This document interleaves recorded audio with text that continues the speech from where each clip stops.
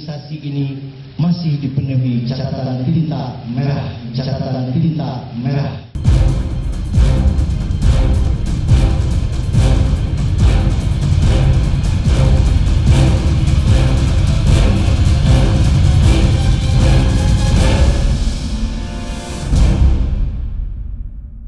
Sembilan tahun menggunakan aspat, apa yang Anda rasakan saat ini dalam tubuh Anda?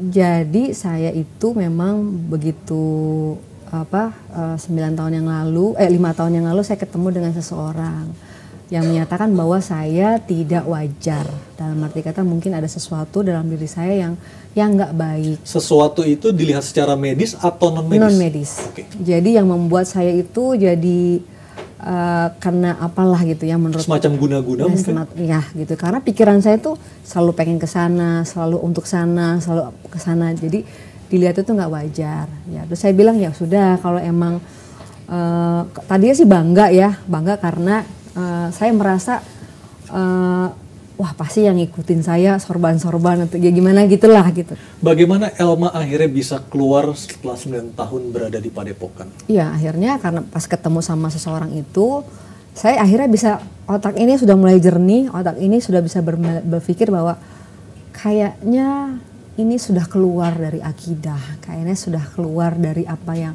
sesuai ajaran Islam tuh nggak seperti ini gitu. Setelah sadar jangan menyesal lah gitu. Sempat berbicara dengan Reza, Anda ingin keluar dari Padepokan? Karena gini, keyakinan saya dengan keyakinan Reza itu jauh sekali perbandingannya. Konkretnya seperti apa, Elma? Konkretnya gini, kalau saya masih bisa berhubungan dengan orang luar, dalam arti kata saya masih bisa mengaji di luar, saya masih ikut pengajian di luar, saya masih bisa ikut bersosialisasi. Nah kalau Teteh udah enggak, dia hanya stay di sana. Dia hanya buat apa sih kamu cari guru, di sini kan udah semuanya ilmu ada. Buat apa sih ini di sini semuanya udah ada. Ini udah banyak guru-guru besar, banyak apa semacam gitu.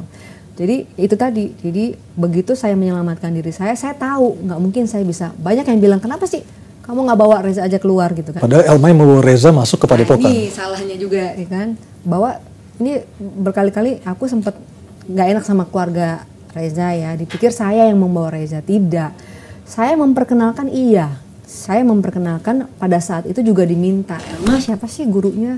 Yang meminta Reza langsung? Bukan, ada temennya. Oke. Yang menjembatani, siapa sih gurunya Elma nih gitu kan. Boleh dong kenalan, buat siapa? Buat Teteh. Aduh Teteh kan sekarang lagi heboh gitu kan, nanti gimana? Enggak deh Elma, aku datang ya ke sana ya. Aduh jangan dibawa ke sini, Karena aku menolak, karena aku merasa jangan sampai tempat persembunyian aku tuh diketahui orang gitu kan. Akhirnya kita bikin suatu perjanjian di Jakarta untuk mempertemukan Teteh dan AA ya kan. Begitu dateng, aku langsung ngasih space buat mereka karena aku menghargai privasinya Teteh lah. Mereka bicara sekitar 2 jam, aku juga tidak dilebatkan, dalam arti kata tidak ada konfirmasi apapun segala macam. Gak berapa lama kemudian tiba-tiba Reza dinyatakan hilang. Ya, setelah show dia di bandara hilang dan akhirnya muncul-muncul di Padepokan. Muncul-muncul itu di Padepokan itu aku diteleponin sama ibunya, sama manajernya, sama semua aku diteleponin.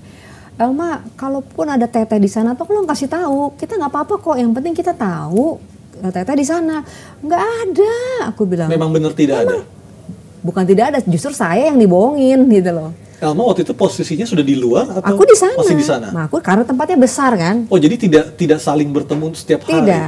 Tidak. Jadi karena itu tempatnya besar, jadi saya cek satu-satu ke ruangan nggak ada Reza. Makanya pas ditelepon lagi nggak ada Reza beneran deh. Nanti kalau ada pasti aku bilang ada, aku gitu.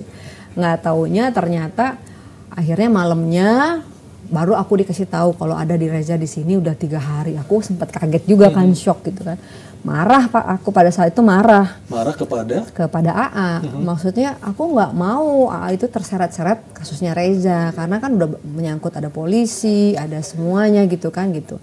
Sampai aku tuh sampai keselnya aku bilang gini, Reza, AA mau pilih saya atau mau pilih Reza? Kalau AA pilih Reza, saya pergi dari sini. Oh jangan gitu ya, tenang gitu. Kita harus menolong kondisi Reza lagi begini. Begitu diterangkan, oh ya udah saya nerima aja lah gitu. Ya udahlah, setelah Reza itu di sana, akhirnya AA tuh lebih full kepada Reza daripada ke saya. Selama 9 tahun Anda tanda kutip melalaikan tugas Anda sebagai seorang ibu. sekarang apa yang Anda akan tebus untuk anak Anda? Terus saya kalau ngomongin soal anak tuh saya bawaannya pengen nangis banget. Aduh. Ya, saya ninggalin anak saya waktu itu usianya hampir 3 atau 4 tahun. Jadi Anak Elma wanita ya? Ya, satu-satunya gitu kan. Kok saya juga nggak punya, saya juga bingung kenapa saya tuh nggak punya naluri seorang ibu yang peduli kepada anak gitu. Saya meninggalkan dia sama suster dan pembantu di rumah. Sampai sekarang anak saya tuh, ya alhamdulillah ya, anak saya sekarang sudah besar. Dia mungkin selama saya tinggalkan dia menjadi anak yang mandiri, yang besar karena suster dan pembantu gitu. Tapi sekarang saya selalu gak lepas-lepas untuk minta maaf sama anak saya gitu.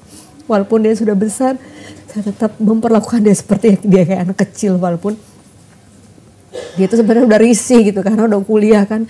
Udah jangan peluk-peluk aku dong, aku risih. Jadi aku tuh ingin apa namanya, karena kesalahan aku yang dulu meninggalkan dia gitu. Dan saya bahagianya anak itu tidak apa sama sekali nggak merongrong saya, nggak, pokoknya saya bahagia banget. Ya Allah, terima kasih aku ninggalin anakku tapi dia tumbuh menjadi manusia yang mandiri, yang peka terhadap lingkungannya. Dan dia juga minta, bunda jangan ikut terlalu dalam urusannya. GB ya bun, karena kita kan sekarang udah tenang. Hidup bunda juga udah mulai udah mulai lagi. Anakku juga wanti-wanti untuk tidak mengupas masa lalu yang membuat aku dan dia juga menjadi trauma gitu. Dan dulu Elma pulang hanya untuk sekedar memberikan uang kepada babysitter untuk anak Anda. Saya ada satu kasus yang menyedihkan kalau saya ingat sampai sekarang, itu ya Allah merasa berdosa.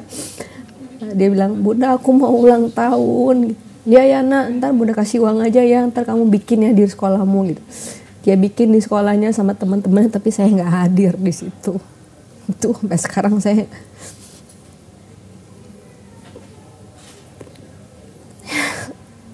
ya menyesal gitu. Ya itu semua karena kebodohan saya dan tidak ketahuan saya. Tapi semua ya ada hikmahnya lah. Anak saya juga bilang, Isya maafin bunda ya, selama ini bunda belum bisa jadi orang tua yang baik buat kamu. Iya kok bunda, aku maafin bunda, aku maafin bunda gitu. Karena dia tahu prosesnya kan gitu.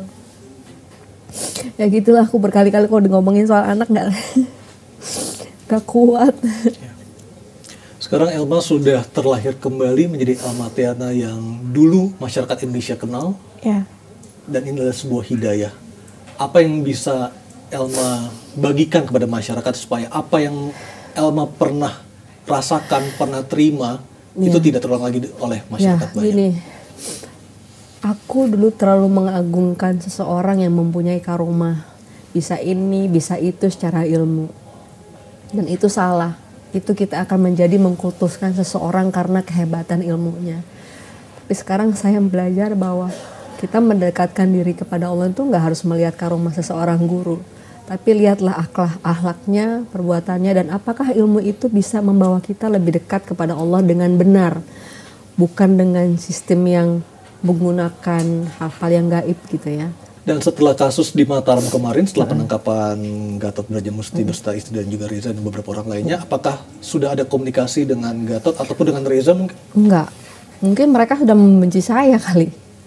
Jadi ya ada sih yang bilang saya pengkhianat, ya sudahlah nggak apa-apa. Ada sih saya dengar disebut seperti itu, tapi ya saya nggak ada hubungan sama sekali, baik dengan beliau, baik pun dengan Teteh, saya nggak ada kontak gitu apapun. Jadi kalau misalnya sekarang kasusnya seperti ini, saya lebih menyerahkan karena hukum aja deh. Kalau memang dia dinyatakan bersalah karena seperti itu ya sudah, kita serahkan saja karena hukum. Saya sekarang cuma hanya bisa mendoakan semoga yang penting buat saya mereka semua mendapatkan hidayah dan mereka semua kembali kepada fitrahnya sebagai manusia seutuhnya. Benarkah Elma sekarang menerima ancaman? Saya sih lebih kepada positive thinking aja dulu ya, walaupun memang sebenarnya ada ya sedikit-sedikit gangguan secara gaib gitu kali ya. Tapi saya udahlah, saya nggak mau pikirin, saya hanya bersandar kepada Allah. Ya kalau misalnya ada sesuatu yang mengganggu saya, ya saya kepada la haula wala quwata illa billah aja gitu saya. Yang penting saya selalu bilang jangan ganggu saya udah nggak mau diganggu dan saya nggak akan ganggu kamu gitu. Baik, Elma Tiana terima kasih Ya, telah kasih berbincang banyak. bersama Ya. kami. Mudah-mudahan Aduh cobaan maaf hidup jadi ini curhat. bisa dilalui Elma dan keluarga Amin. dengan sebaik-baiknya. Ya. Terima kasih Elma. Ya. Dan pemirsa, demikianlah perbincangan saya Aryo Ardi dengan Elma Tiana. Kita akan sama-sama menunggu seperti apa kelanjutan kasus hukum yang melibatkan Gatot Brajamusti dan juga orang-orang lainnya. Terima kasih dan sampai jumpa.